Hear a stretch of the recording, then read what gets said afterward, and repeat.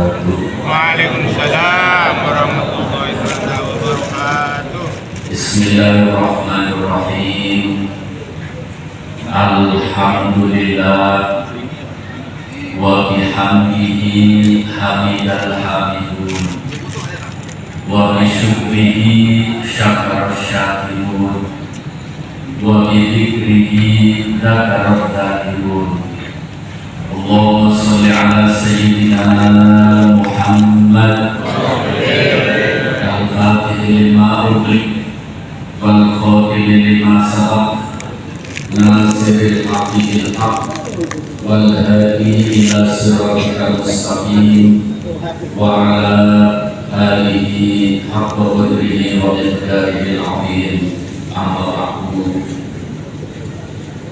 Keluarga besar almarhum al-maghfurlah Syekhuna Kiai Haji Badri Masuki keseluruhannya, al-mukarramun al-mukarramah, wabil khusus akhina fillah Kiai Haji Muhammad Jais Badri Masuki, mudah-mudahan beliau diberi panjang umur, sehat walafiat, Amin. al-mukarram Bapak Kiai Haji Taufikullah, dan juga cucu-cucu dari beliau hadir, Gus Fatih, Gus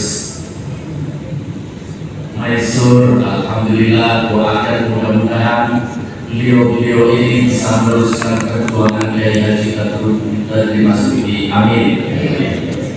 Yang terhormat Bapak Sekda yang mewakili Bapak Bupati Kabupaten Situbondo dan seluruh jajarannya yang sempat hadir, panitia penyelenggara Idul Fitri regional dan hall almarhum al-maghfurlah Syekhuna Kiai Haji Badri Masuki, dan seluruh para ikhwan akhwat Tijaniyah, muslimin muslimat, mudah-mudahan kita semua diberi oleh Allah panjang umur, sehat walafiat, iman kita semakin kuat, Islam kita semakin mantap, akidah kita ahli sunnah wal jamaah semakin kokoh.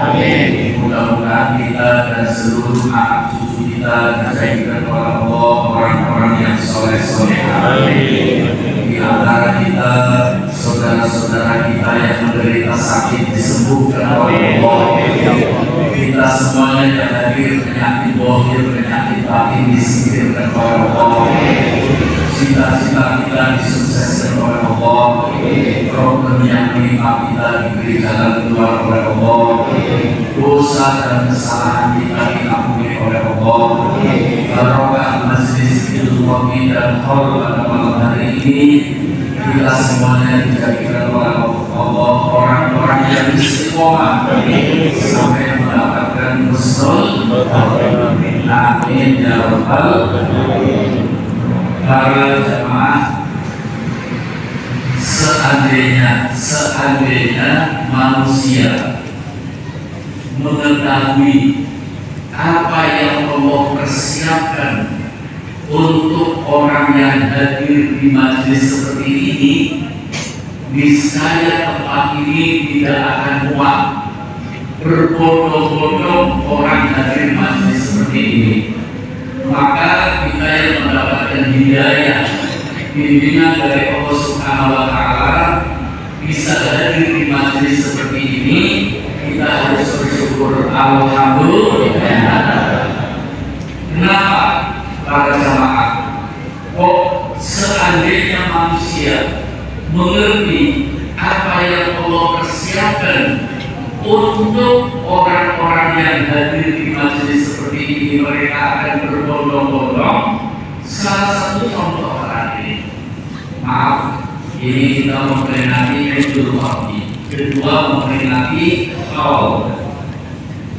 Dua-duanya sudah berada di sisi Allah. Amin. Dua-duanya sudah berada bersama Rasulullah. Amin. Maaf, doanya orang yang sudah mati bisa nggak untuk orang yang masih hidup? Orang yang masih hidup bisa nggak mendapatkan doanya orang yang sudah mati? Bisa nggak? Bisa. Kalau kita mau bisa, kita yakin berarti Syekh Tijani sekarang mendoakan kita. Amin. Amin. Doa Syekh Tijani pasti diterima. Ini untungnya kita hadir di majelis seperti ini. Kalau Syekh Kiai Badri Mas Duki sekarang lagi mendoakan kita, yakin apa? Yakin.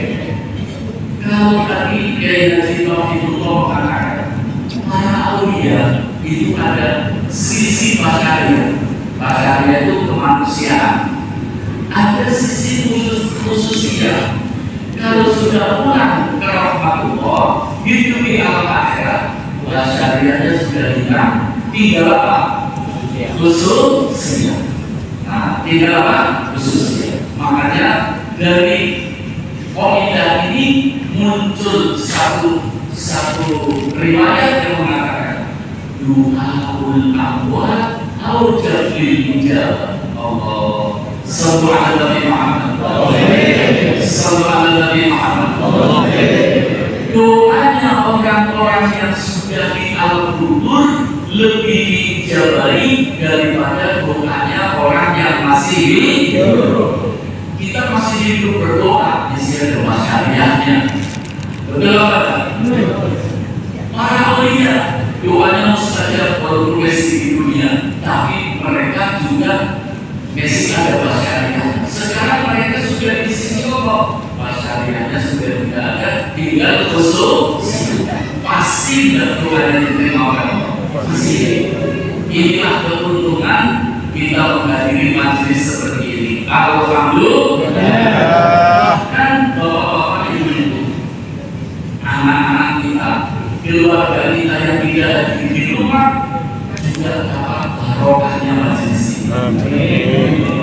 Anak-anak kita, cucu-cucu kita, keluarga kita yang ada di rumah mendapatkan aliran rahmat dari majelis ini. Amin.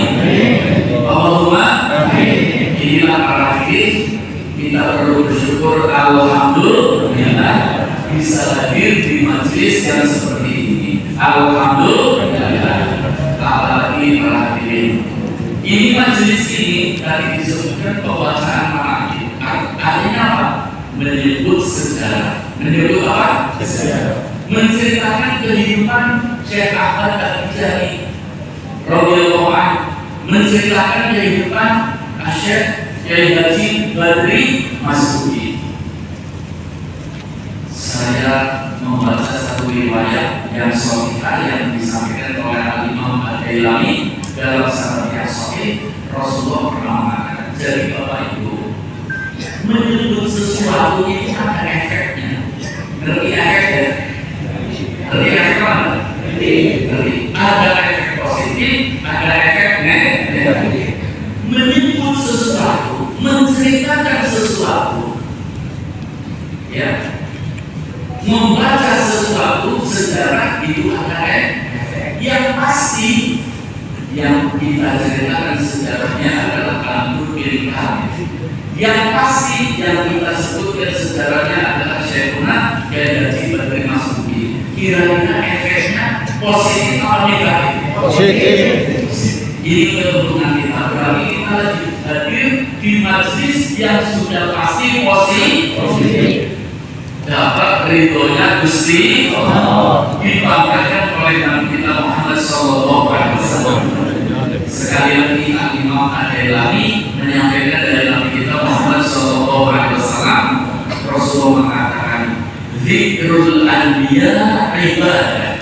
Ini hadis sahih. Rawahu Dailami fi sanadih sahih. Zikrul Anbiya ibadah. Menceritakan sejarah para nabi itu adalah ibadah. Makanya para kiai dari Thariqah At-Tijaniyah bisa melihat guru kita Al-Qudri Kamil Sayyidina Syekh Ahmad bin Muhammad At-Tijani radhiyallahu anhu dalam kitabnya Jawahirul Ma'ani banyak menyebutnya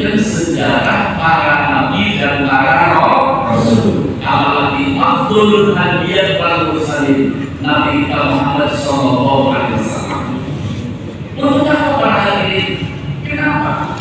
Zikrul Anbiya ibadah, menyebut menceritakan sejarah para nabi adalah ibadah. Kalau ibadah berarti ada pahalanya apa? Ada. Kalau ibadah berarti dicintai sama Allah. Kalau dicintai sama Allah, berarti kita orang-orang yang dicintai oleh Allah. Sallallahu alaihi wasallam. Kita sebagai hamba Allah wajib dan cinta sama Allah. Yang luar biasa kalau kita Allah cinta sama kita. Kita wajib cinta sama Allah.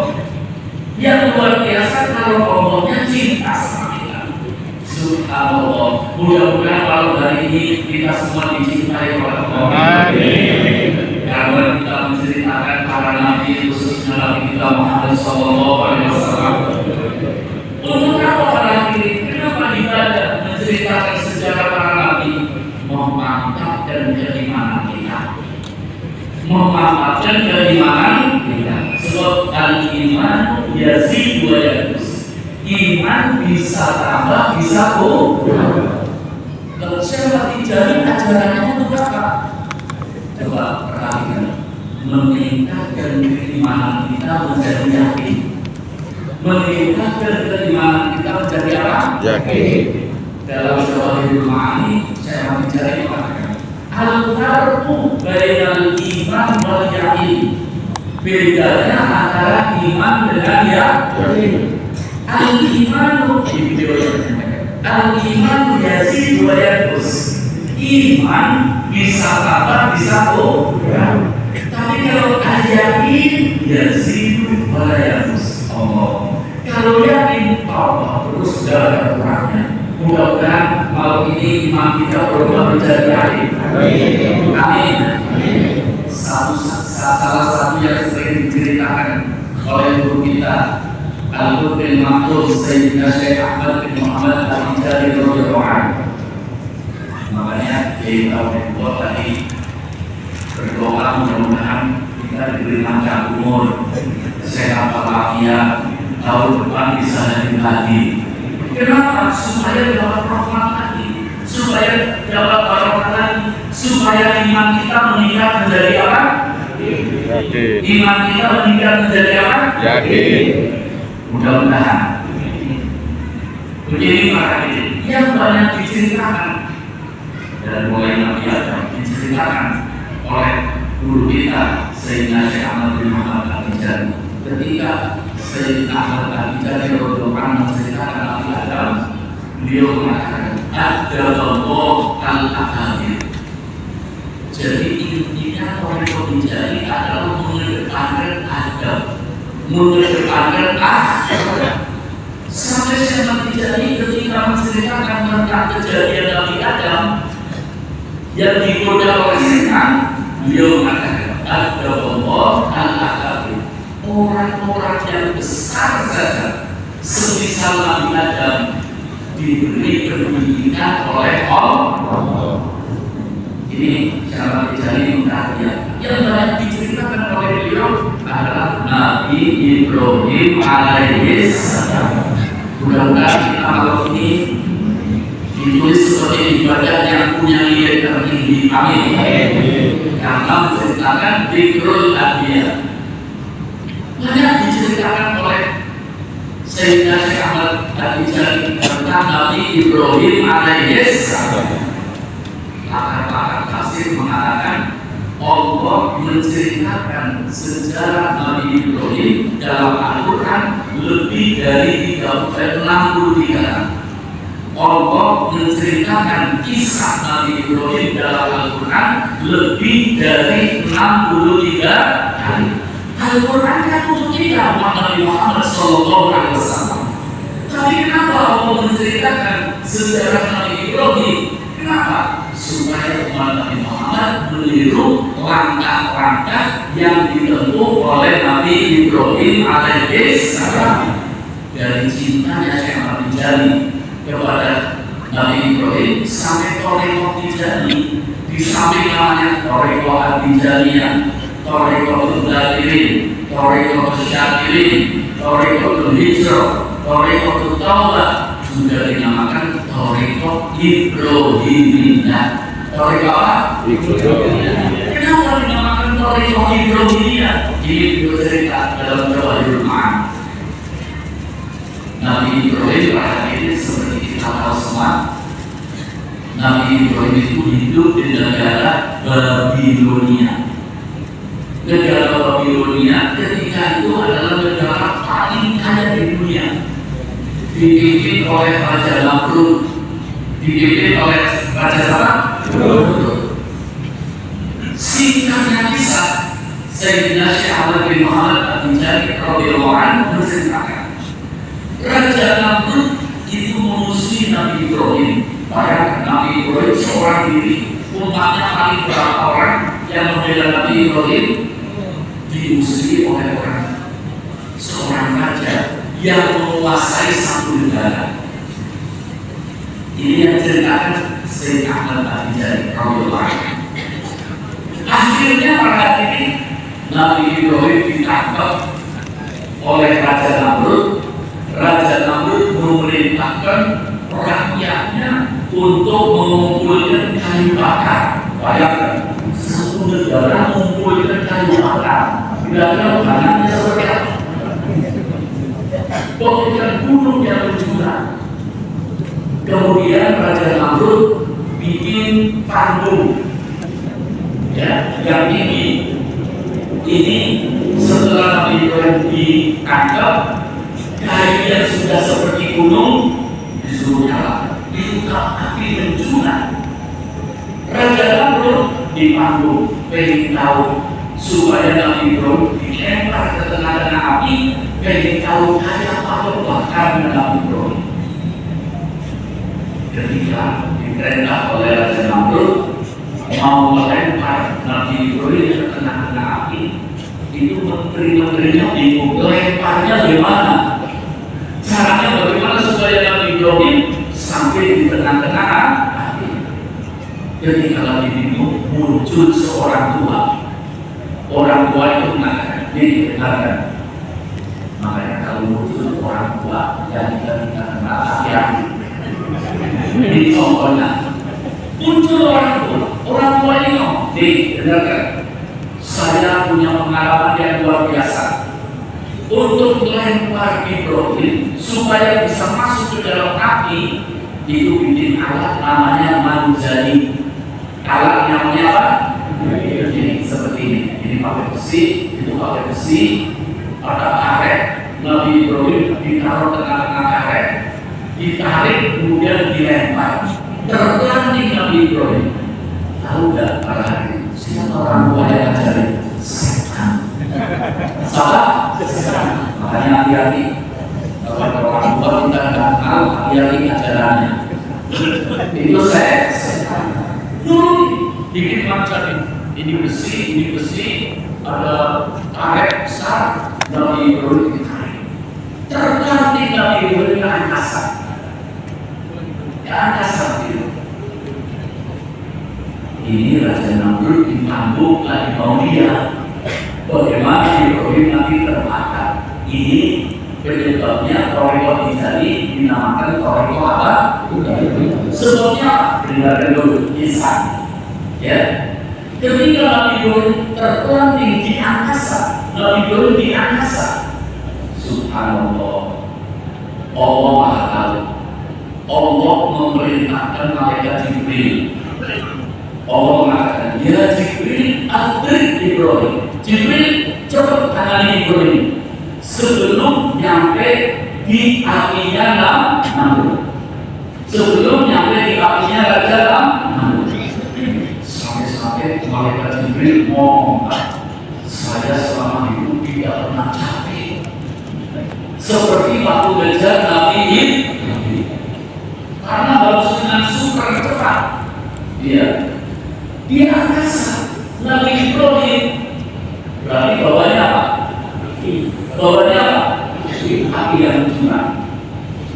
Malaikat Jibril masih memuji Nabi Ibrahim. Malaikat Jibril mengatakan, Nabi baru jelas tentang malaikat Jibril biasa membawa wahyu.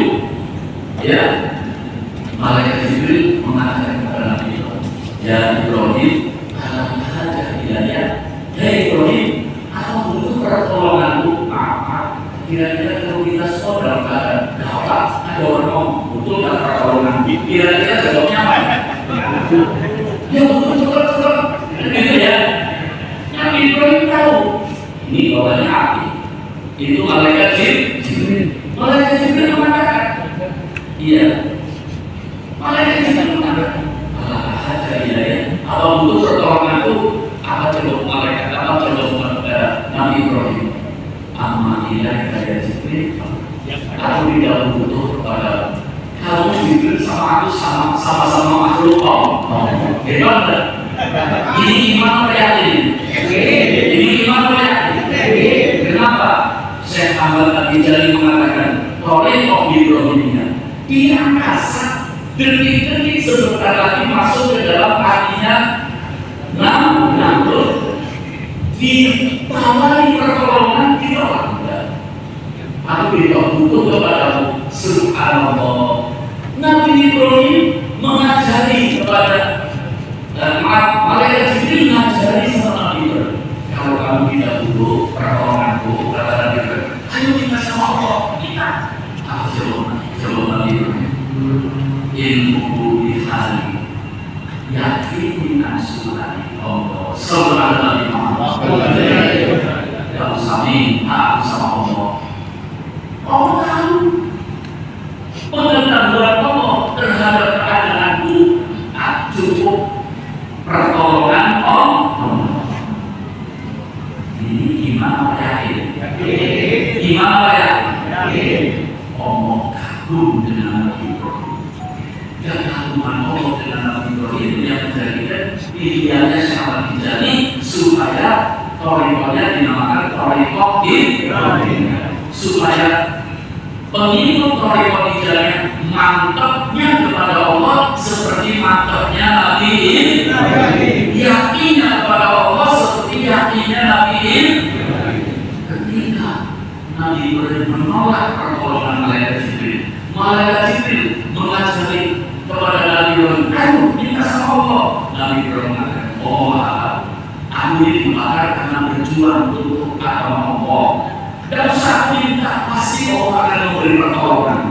Ketika pasti Allah akan memberi pertolongan. Maaf, ini adalah Nabi Ibrahim di mana? Di mana? Di angkasa.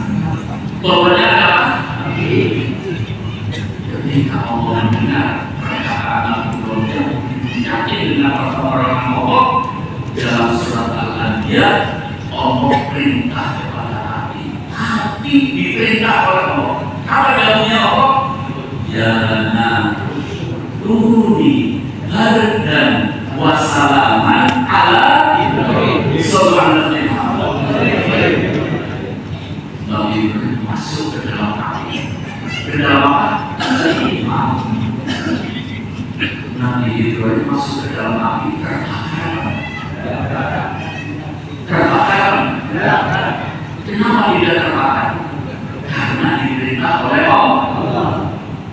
Api tak ada. Nurut ada. Subhanallah. Maka ahli-ahli tafsir mengatakan, seandainya Allah tidak mengatakan wassalam api, terubahlah kamu menjadi dingin untuk Nabi Ibrahim. Tapi dinginnya membawa selamat. Kalau Allah tidak mengatakan dinginnya membawa selamat, Nabi Ibrahim akan mati di dalam api karena kedinginan. Karena apa? Allah. Ini namanya iman apa yakin? Ayo, berubah. Iman tidak menjadi yakin. Amin. Nabi Ibrahim di dalam apinya Namrudnya lagi aku pengen lihat bakarnya apa. Datangnya Nabi Ibrahim malah di dalam api tidak terbakar. Jalan-jalan kayak di objek wisata. Jalan-jalan kayak di objek wisata. Dari kejadian ini saya mengatakan menjadi robahlah dari iman menjadi apa? Insya Allah tantangan hidup akan menjadi tontonan yang indah. Tantangan hidup akan menjadi tontonan yang sallallahu alaihi Muhammad. Sebetulnya api kan panas ya. Sebetulnya api membakar. Tapi kali ini api tidak panas. Malah api taat sama Gusti. Ini semua makhluk Allah taat karena ini api taat, angin taat, air taat, bumi taat, langit yang kurang taat salah. Alhamdulillah kalau aku sebetulnya kita ini makhluk Allah yang paling mulia, manusia. Tapi taatnya kalau dengan makhluk yang lain. Iya nih, contoh ketika itu ada pakar pasir, itu aja pingsan, dibakar jalan-jalan. Ada yang pakai 2 minggu di dalam api. Coba.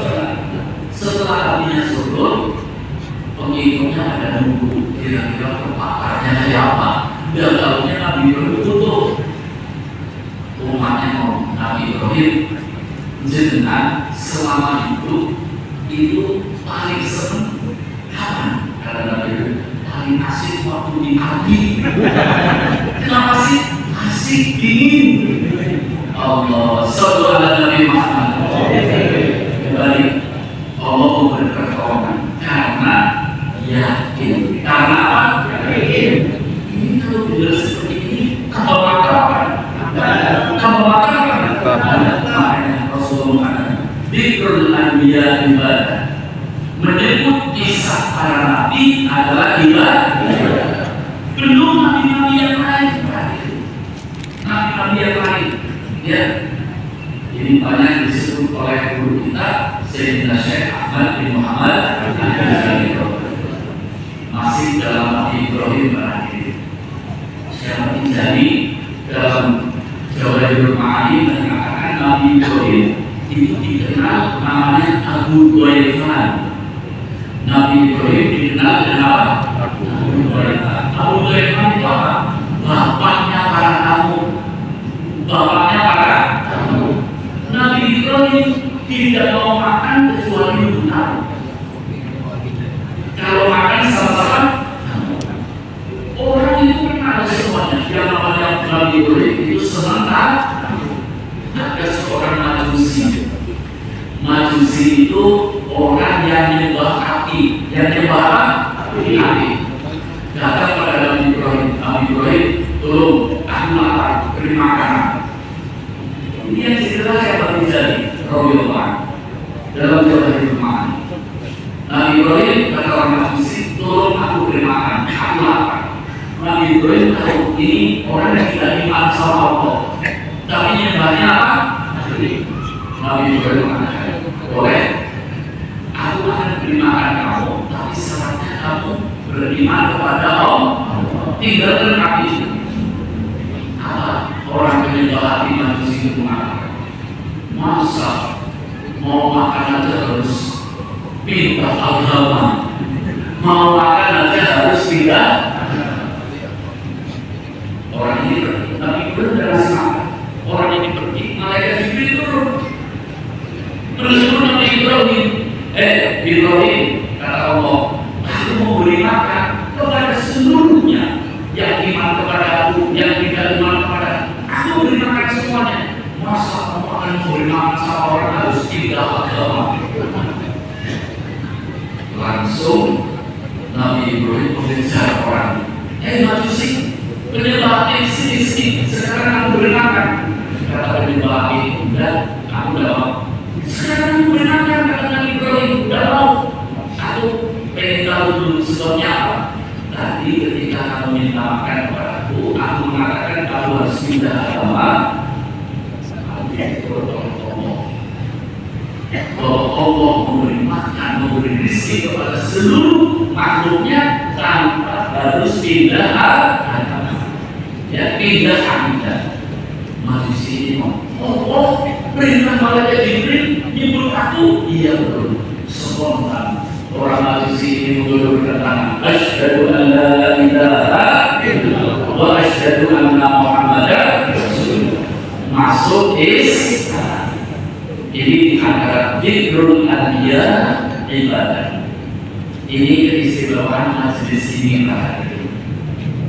Ada yang disebut oleh Rasulullah tentang menyebut sesuatu yang punya efek yang positif. Pertama, dzikrul anbiya ibadah. Yang kedua, dzikrus sholihin kafar. Dzikrus sholihin kafar.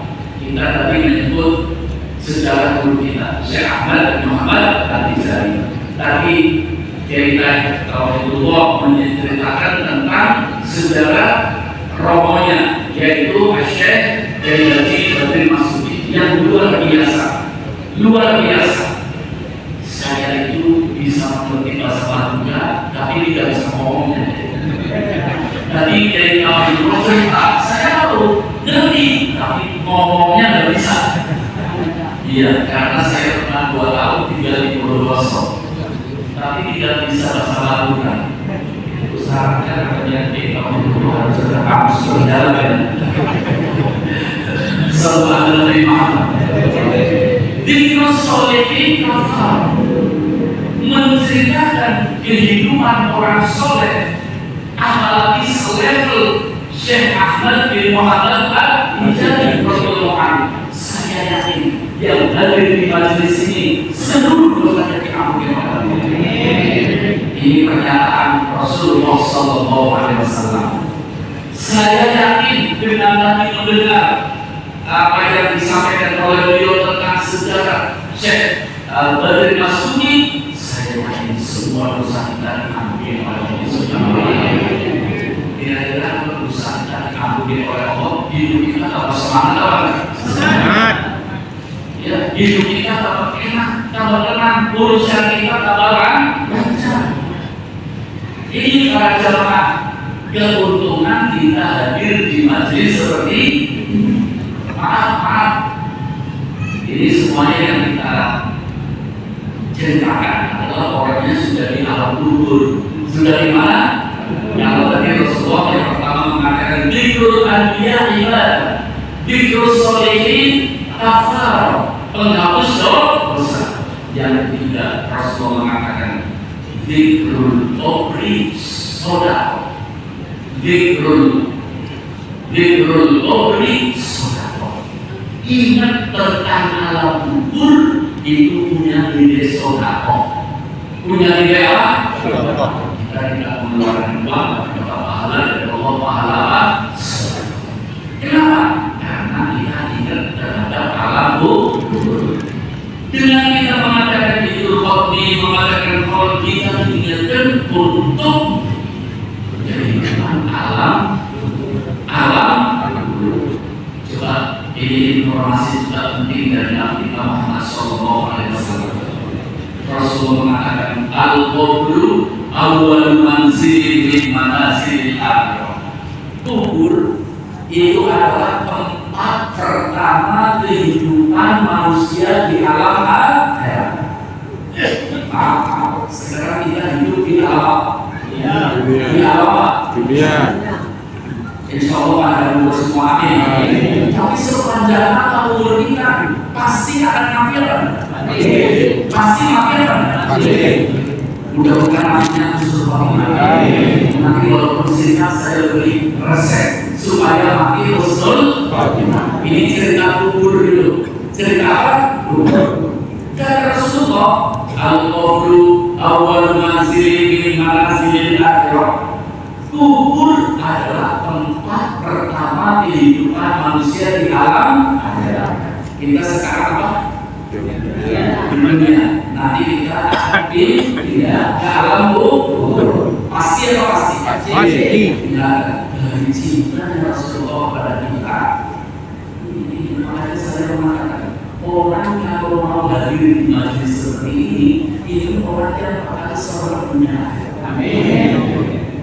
Apalagi kalau kita mau menghadiri majelis taklim. Thariqah Tijaniyah itu namanya thariqah ilmiah, thariqah yang selalu didasari dengan ilmu.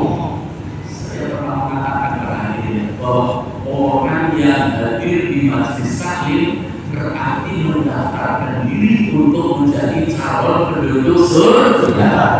Orang yang hadir majelis pengajian, majelis taklim berarti mendaftarkan diri menjadi calon penduduk surga.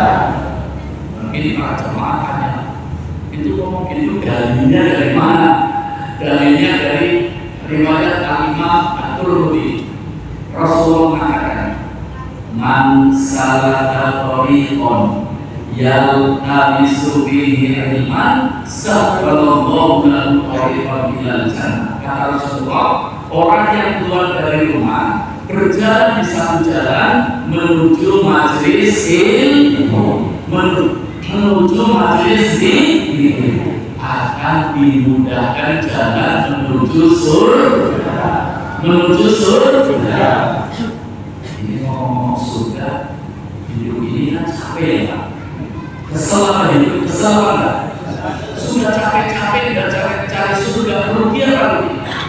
Kembali pada kubur. Rasulullah mengatakan, umatku, kubur adalah tempat pertama kehidupan manusia di alam dari cintanya Rasulullah mengatakan, umatku di alam kubur tempat banyak ada. Maaf, ini hadis sahih. Makanya guru saya dan gurunya beliau DJS Profesor Dr. Sayyid Muhammad Alawi Al-Maliki rahimahullah dalam kitabnya Syaraful Ummah Al-Muhammadiyah, beliau mengatakan keistimewaan umat Nabi Muhammad SAW adalah sebelum mati, sebelum masuk lubang kubur, seakan-akan sudah pernah lihat lubang kubur, seakan-akan sudah pernah lihat hidup di alam kubur. Karena Rasulullah cerita, beginilah hidup di alam kubur. Jadi kata Rasulullah, kubur adalah tempat pertama kehidupan di alam akhirat. Rasulullah mengatakan, umatku di alam kubur tempat hanya ada dua. Tempat hanya ada berapa? Dua. Pertama, Rawdatul Jannah, taman surga. Taman surga. Maaf para jemaah, kalau benar kata-kata taman, bayangannya apa? Indah. Itu baru mungkin bayangan di dunia ya. Ternyata taman surga indahnya seperti apa? Rasulullah mengatakan, umatku tempat hanya dua di alam kubur. Pertama adalah Rawdatul Jannah, taman surga. Yang kedua, Hufratul Niron, lubang neraka. Lubang neraka. Sebenarnya saya tidak bertanya, kira-kira jemaah segini banyaknya nanti di alam kubur mau pilih taman surga atau lubang neraka? Taman surga atau lubang neraka? Pilihnya taman surga. Saya mau tanya, pilihnya apa? Mulai sekarang 14 Februari. Pilihnya apa? Semuanya ini taman surga, di alam kubur semuanya ini taman surga. Iya, pilihnya apa? Saat Rasulullah mengatakan, umatku, pilihlah taman surga dari mulai kamu hidup di alam dunia. Semuanya saya pilihnya taman surga. Kita doakan saudara-saudara kita yang masih malas hadir majelis zikir, mudah-mudahan dapat hidayah, amin.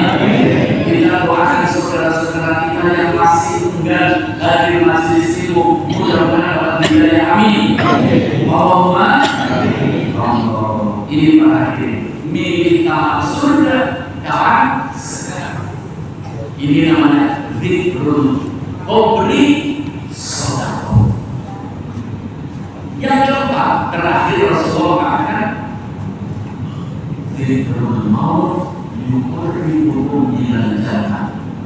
Rawahu Muslim. Ini yang maaf, ya berlengkap ya. Pertama, ini apa? Menyebut pahala ibadah. Yang kedua, kedua menyebut orang-orang soleh. Kafar penghapus dosa. Yang ketiga dzikrul qabri. Ingat pasti apa pasti.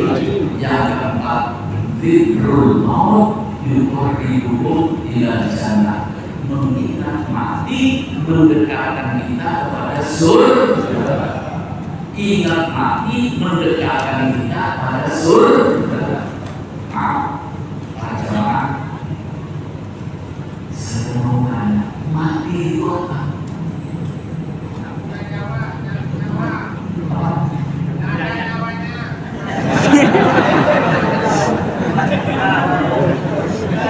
Gak beri nyawa. Maaf, ini mau ngaji ya. Semuanya kan punya Quran ya. Nanti Tuhan buka Quran. Surat Al-Mulk, kalau kita orang kampung biasanya namakan surat Tabarok. Surat apa? Ayat 2. Alladzi khalaqal mauta wal hayata. Jadi mati itu bahasa Quran al-maut. Al-maut. Tapi orang situ bodoh akan mengatakan al-maut kepanjangan jadi namanya apa? Mati. Jadi mati itu bahasa Al-Quran bukan sekedar hilangnya makanya. Karena mati itu bahasa Al-Quran, maka ulama-ulama ahli tafsir memberikan takriful maut. Mati apa? Mudah-mudahan ini cerita mati menjadikan kita ke surga. Amin. Mati itu apa? Sebagian ulama mengatakan al-maut intiqal min dari dunya ila dari akhirah. Al-maut intiqal min dari dunya ila dari akhirah. Yang namanya mati, ini yang bilang nyawanya. Jadi nanti kalau dalam cerita mati bukan bilang nyawa. Ada yang mati, kata ulama-ulama ahli tafsir mentafsiri ayat tadi. Yang namanya mati pindah. Yang namanya mati apa? Pindah. Dari hidup di alam dunia menuju hidup ke alam akhirat.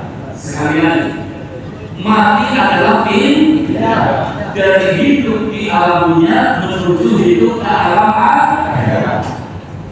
Nah, tadi Rasulullah mengatakan pertama kali kehidupan akhirat namanya alam apa?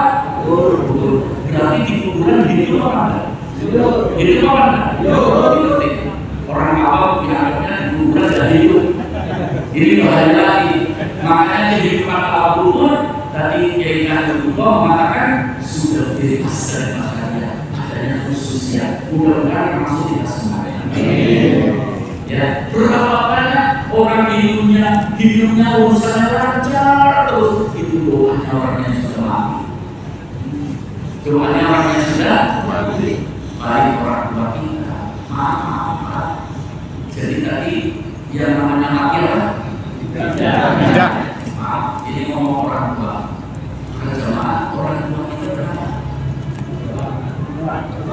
Ya, itu ada yang ngomong Pak. Ini berdua. Dari Rasulullah yang ngomong. Orang tua kita bukan dua, bukan empat. Tapi Rasulullah mengatakan Al-Ba'udah Al-Adun. Orang tua kita ada 3. Orang tua kita adalah 3. Yang pertama orang tua yang melahirkan kita, yaitu bapak dan ibu kita. Yang kedua orang tua yang memberikan anaknya kepada kita. Berarti siapa? Orang tua. Ada orang tua yang ketiga, ini orang tua yang paling afdol. Siapa? Orang tua yang melahirkan nabi kita. Siapa? Ini orang tua kita yang kita peringati keluarga. Coba lihat nomor 2 saja. Dia juga afdol, orang tua yang paling afdol, yaitu guru kita. Apalagi guru sentral kita Syekh Jabi. Guru yang paling sentral, markas pada guru Nabi Muhammad Sallallahu Alaihi Wasallam. Sallallahu Alaihi. Ayo kembali masalah mati. Ya, jadi mati apa mati? Ya. Mati. Para hadirin, mati. Takutnya mati, tidak takut. Siap-siap mati, tidak siap Mati. dipikir mati, tidak dipikir Mati. Yang perlu dipikir kira-kira apa? Kepingin matinya seperti apa? Husnul Khotimah. Husnul Khotimah. sudah ngerti apa itu husnul khotimah? Apa husnul khotimah? Sebab saya punya santri perempuan namanya husnul khotimah. Namanya apa? Husnul. Ada pesantren, beneran bapak ini di Majalengka ya, dari Majalengka. Di Majalengka ada pesantren namanya Husnul, ada masjid namanya Husnul, ada yang Husnul Khotimah. Mudah-mudahan ini dikurun maut, dikurun dari jannah. Amin. Kita datang ke surga. Amin. Ada yang Husnul Khotimah. Husnul Khotimah dua kalimat. Husnul dan khotimah. Husnul artinya baik, khotimah artinya penutupan. Jadi husnul khotimah artinya penutupan hidup kita yang paling baik, penutupan hidup kita yang paling iya. Ketika kita sakaratul maut, nanti sakaratul maut, orang yang mau mati, itu kata Rasulullah, orang yang mau mati matanya tidak berdetik. Orang mau mati itu matanya melek terus, terbelah, berdetik. Ya, irkul jari ini kemina keluar keringat. Sebabnya apa? Melihat sesuatu sosok yang tidak pernah lihat semakin dekat, semakin dekat, semakin dekat. Mau terlihat itu siapa? Ini satu sudah tidak bisa bicara. Makanya terus siapa yang semakin dekat dengan malaikat salah, malaikat maut. Jadi malaikat maut mencengkeramkan bukunya di dalam badan seseorang, nyawanya akan dicabut, lisannya dikatakan oleh Allah, La ilaha illallah, La ilaha illallah, Husnul. Makanya cara menjadi mazhab kita ahli soleh, lazimnya la ilaha illallah Terus. Lu tiap hari baca wazifahnya la ilaha illallah Seratus. Jadi wajib bagi orang mencari satu hari satu malam la ilaha illallah belum hari Jumat adalah berapa? Minimal 1000. Insya Allah kita harus sempurna. Amin. Tapi yang husnul khotimah ada sebabnya. Maaf, husnul khotimah datangnya tidak tiba-tiba. Berarti tiba-tiba. Kalau bahasa Brebesnya ujung-ujung. Tidak tahu bahasa Maduranya. Tidak benar. Maaf. Husnul khotimah datangnya tidak mendadak. Husnul khotimah perlu dicari. Perlu apa? Kapan carinya? Sekarang. Jadi ini benar-benar perhatian. Kalau ini pengajian yang menjadikan kita selalu betul-betul pengajian kalau ini adalah pengajian yang membawa kita husnul. Betul-betul pengajian ini pengajian yang akan menjadikan kita calon penduduk surga. Husnul khotimah datangnya tidak tiba-tiba, tidak mendadak, harus dicari. Nyarinya apa?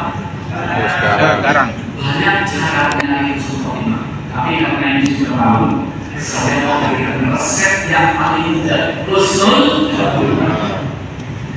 Benar-benar karena ini resepnya di apotek dan di apotek dan ternyata saya punya buku kecil. Kawan-kawan, ada buku secara pelatihan mungkin bisa diberikan sama para hadirin. Saya punya buku kecil judulnya Hidup Istiqomah Mati Husnul Khotimah. Penting sekali ini. Sebab supaya kita tahu husnul dalam istiqomah itu apa? Husnul khotimah itu apa? Nah, Ini singkat, husnul khotimah adalah nomor 3. Husnul khotimah nomor berapa? 3. Harus diawali 2 husnul. Husnul khotimah adalah bagian yang ketiga. Harus diawali dengan berapa husnul? 2. Coba saya lihat dan dipraktekkan dalam hidup kita. Pertama, kita wujudkan husnul ibadah. Apa? Husnul ibadah. Apa itu husnul ibadah? Ibadah yang baik. Apa maksudnya ibadah yang baik? Seharusnya BKS. Ibadah yang didasari dengan ilmu. Ibadah yang didasari dengan ilmu. Makanya di dalam Toreko Mijari, Ikhwan Mijari dianjurkan untuk selalu menghadiri majelis taklim, selalu ngaji. Toreko ilmiah, toreko yang didasari ilmu. Maaf, jadi husnul khotimah itu peringkatnya berapa? Diawali pertama husnul ibadah yang baik. Maaf, singkat saja.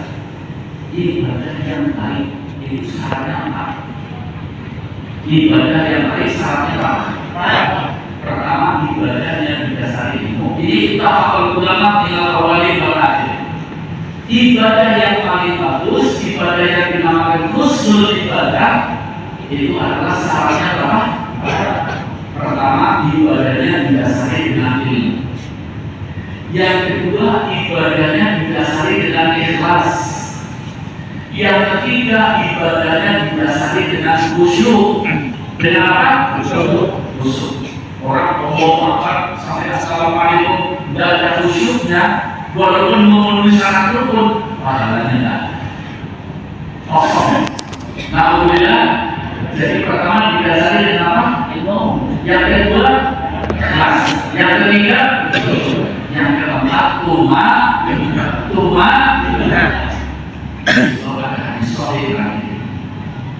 Imam Bukhari mengawali babnya itu dengan orang yang sholat di hadapan Rasulullah, ya, kemudian dikatakan sholatku belum beres, ulangi sampai 3 kali.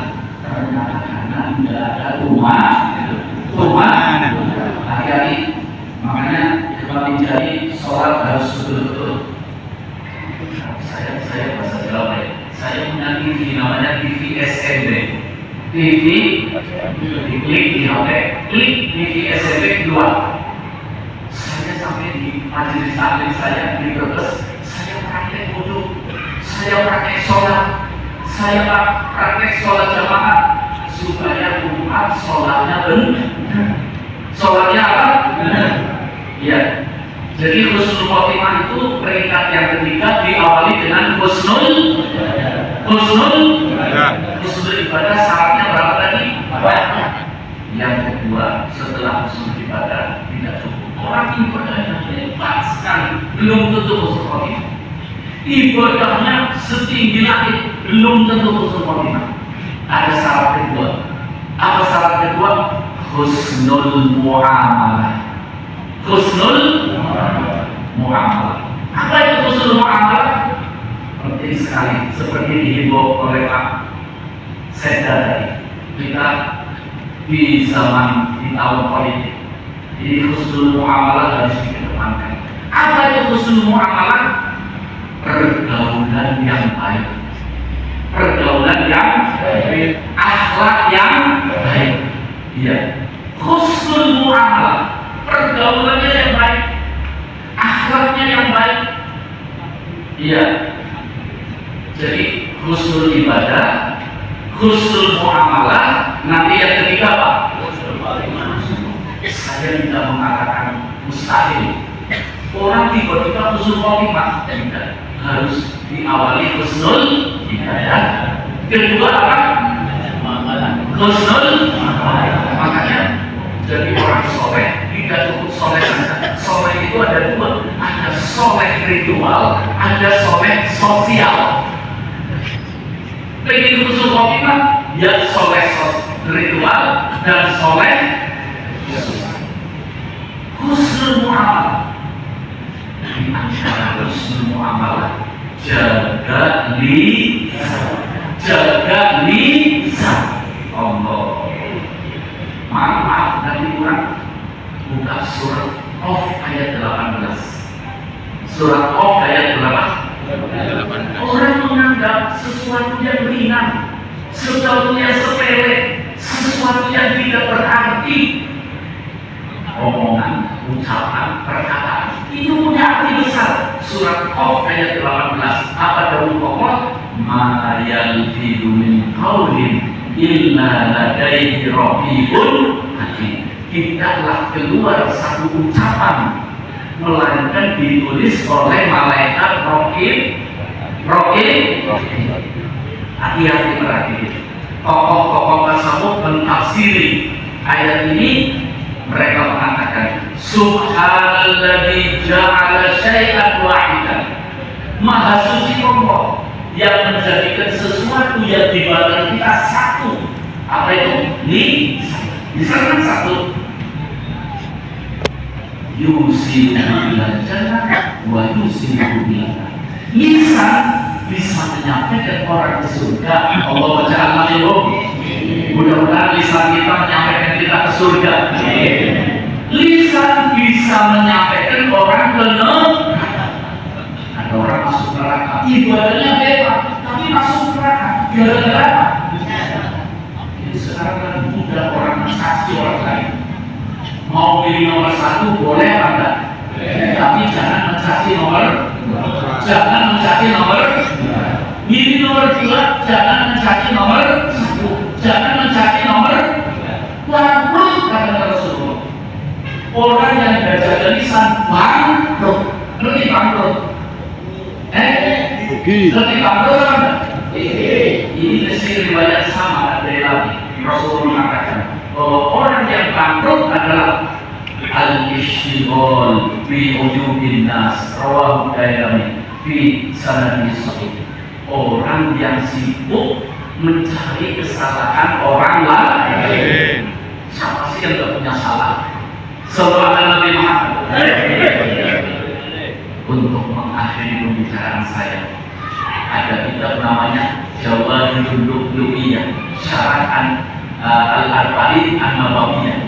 Di situ sebutkan satu hadis. Ini maaf bulan lagi Husnul Khotimah diawali dengan apa? Yang kedua baru dapat saya pengen kalau ngaji itu orang pulang ngaji dengan saya insya Allah semua jadi ustaz. Ini kan bisa cerita seperti ini ya. Bersama sallallahu alaihi Nabi Muhammad. Ini ngomong sebelum muamalah terutama di bisa. Terutama apa? Bisa. Rasulullah lagi santai. Nanti sampai ya Rasulullah lagi duduk begini.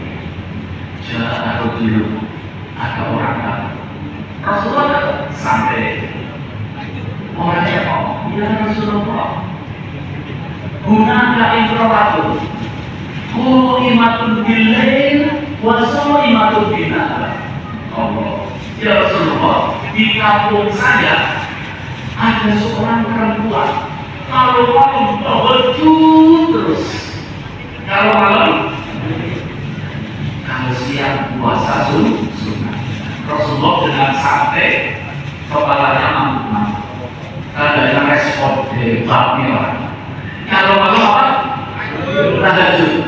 Kalau siang, ketika orang ini cerita dan Rasulullah menganggukkan kepala, orang ini mengatakan walakinna ya Rasulullah. Sayang ya Rasulullah, orang perempuan ini kalau malam tahajud terus, kalau siang puasa sunnah. Tapi tetangganya tidak ada yang senang. Tetangganya tidak ada yang senang. Apa bahasa Maduranya tetangga? Ngerti tetangga? Yang kanan kiri rumah kita tidak ada yang senang ya Rasulullah.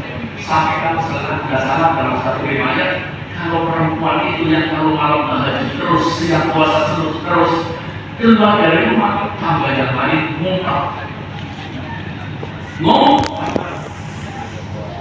Tetangganya tidak ada yang senang. Rasulullah sampai seperti ini. Oh, tidak ada yang senang. Apa sebabnya? Kata orang lisannya ya saya kalau berdoa sampai banyak supaya jadi lisan cangkemnya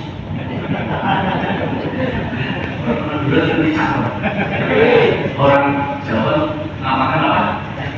Kenapa dinamakan cangkem? Dicancang supaya hitam. Dicancang supaya hitam. Kenapa ini dinamakan sarung? Supaya mau kesasar burung. Jadi ada artinya semua. Saudara Nabi Muhammad. Rasulullah tanya, apa sebabnya? Lisannya dari Rasulullah. Kalau malam tahajud terus, siang puasa sunnah, tapi lisannya dari Rasulullah. Oh, bro, cas, terus. Apa kata Rasulullah? Dia benar. Ini calon penduduk neraka. Calon penduduk neraka. Ibadahnya di mana? Tapi muamalahnya Batal. makanya husnul ibadah, husnul nah husnul sallallahu alaihi wasallam. Mudah-mudahan kita bisa mewujudkan. Luar biasa, ini saya ngomong ke hadirin tidak direncanakan dari rumah. Ini yang ngomong siapa Tijani, ini yang ngomong Syekh Badri Mas'ud. Sallallahu alaihi Nabi Muhammad. Sallallahu alaihi Nabi Muhammad. Allah. Terakhir, sekarang ini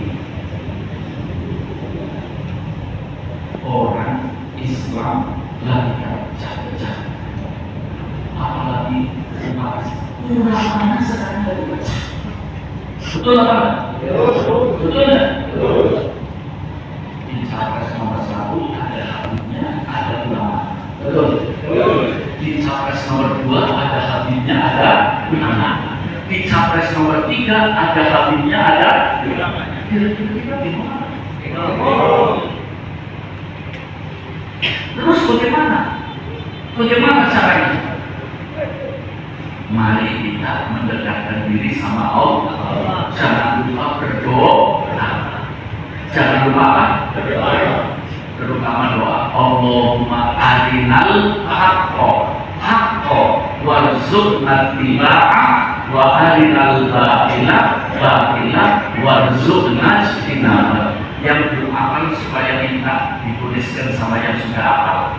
Begini loh hadirin, saya khawatir kalau umat Nabi Muhammad di akhir zaman saling benci membenci. Berarti benci. Apalagi lihat orangnya, baru lihat kabarnya tuh ini. Makanya orang dimasukkan surga kalau hatinya bersih. Tidak ada kebencian di dalam hati. Saya melihat satu kitab yang pernah disebut oleh guru saya dan guru beliau, Profesor Dr. Sayyid Muhammad Alawi Al-Maliki, rahimahullah. Kitab kecil ditulis oleh Al-Imam As-Suyuti, Imam Ahlus Sunnah wal Jamaah. Kalau tidak salah namanya Abwaabus Sa'adah fi Abwaabis Syahadah. Di dalam kitab ini Rasulullah mengajarkan supaya di hati kita tidak ada kebencian. Sebetulnya ada kebencian bisa hilang. Ini Rasulullah cinta kepada umat dan Rasulullah mengajarkan satu bacaan. Bacaan ini kalau dibaca, insya Allah kita cinta kepada semua makhluk Allah. Amin. Calon penduduk surga. Begini bacaannya. Saya tidak usah pakai di tulisan, insya Allah akan semuanya. Astaghfirullah lil mu'minina wal mu'minat. Astaghfirullah lil mu'minina wal mu'minat. Astaghfirullah lil mu'minina wal mu'minat. Ini satu soal berarti. Ayo kita semangat semua baca di belakang. Astaghfirullah lil mu'minina wal mu'minat. Astaghfirullah lil mu'minina wal mu'minat. Astaghfirullah lil mu'minina wal mu'minat. Insyaallah hafal ya. Terus Rasulullah menganjurkan bacanya berapa? 27 kali. 27 setiap hari. 27 kali.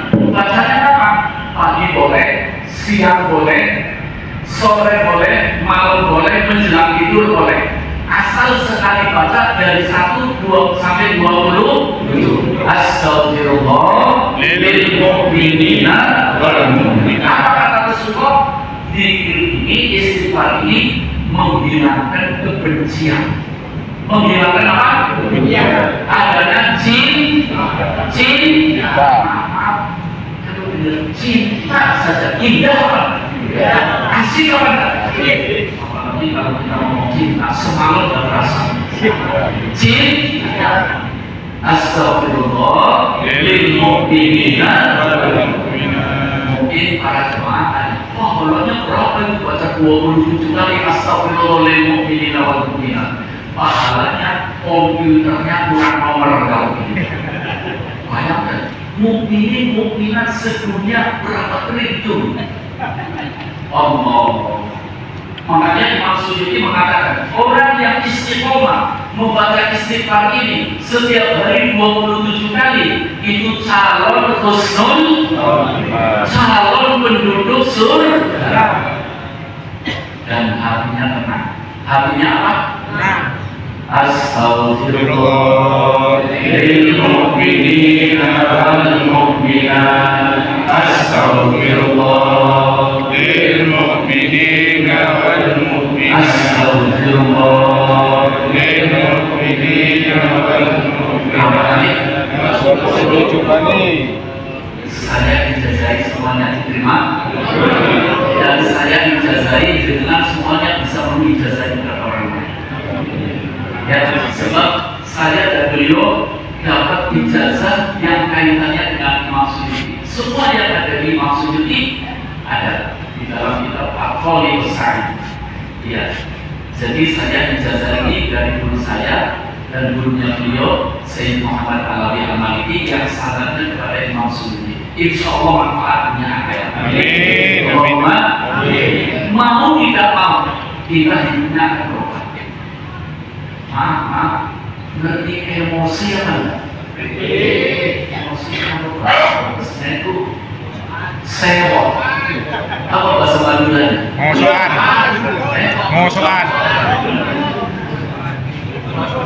Maaf, orang kalau emosi. Suami punya istri emosian, kira-kira stres apa? Istri punya suami emosi, stres dan? Ini ada obat anti emosi. Obat anti emosi pasti dilakukan suami.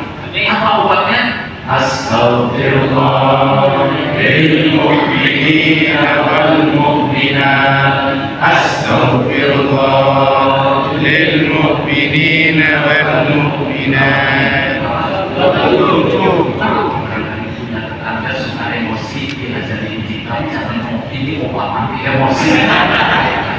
Yang lebih diberi, insya Allah berubah hidupnya. Amin. Ya Rabbal Alamin. Insya Allah kita pulang semuanya diberi sukses. Amin. Barokahnya hidup kami. Amin. Barokahnya haul guru kita. Amin. Kita pulang semuanya problem diselesaikan oleh Allah. Amin. Kita pulang semuanya rezekinya lancar. Amin. Kita semuanya pulang badannya tambah sehat. Amin. Hatinya tambah sehat. Amin. Imannya berubah menjadi yakin. Amin. Kita pulang semuanya insya Allah keturunan kita menjadi soleh-soleh. Kita pulang semuanya dosa-dosa kita diampuni oleh Allah. Kita pulang dari majelis ini kita berubah menjadi hidup yang istiqomah. Allahumma amin. Ya Rabbal Alamin. Mudah-mudahan seperti kita diberi inayah pertolongan oleh Allah bisa hadir di majelis ini. Mudah-mudahan terus Allah memberi pertolongan inayah kepada kita setelah kita mendengar bisa mengamalkan. Allahumma amin. Wassalamualaikum warahmatullahi wabarakatuh. Waalaikumsalam warahmatullahi wabarakatuh. Amin. Mari.